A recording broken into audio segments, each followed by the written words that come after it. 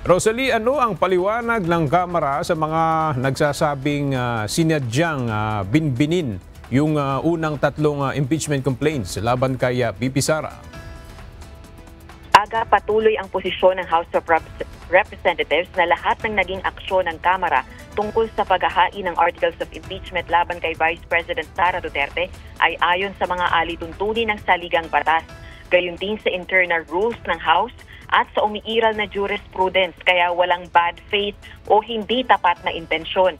Yan ang paninindigan ni na House of Representatives spokesperson Attorney Princess Abante at House Prosecution Panel spokesperson Attorney Antonio Bucoy. Ginawa ng mga ito ang pahayag matapos ang public statement ni Attorney Ernesto Francisco Jr., ang petitioner sa landmark Francisco versus House of Representatives case.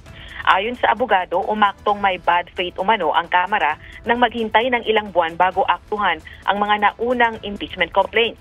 Pero giit ni Attorney Abante, kahit sa desisyon ng Korte Suprema sa impeachment case ni VP Sara, sinabi ng Korte na sinunod ng House of Representatives ang timeline na nire-require ng saligang batas. Kaya umaasa rin itong mabibigyan ng pagkakataon na makita ng Supreme Court sa motion for reconsideration ng Kamara na tama ang naging hakbang nito sa ilalim ng saligang batas. Binigyang diin naman ni Attorney Bucoy, walang paglabag dahil may 10 session days ang Kamara para i-include ang complaints sa order of business. Hindi rin anya first to file ang impeachment process at dapat mayroong diskresyon ng Kamara sa kung aling impeachment complaint ang may sustansya.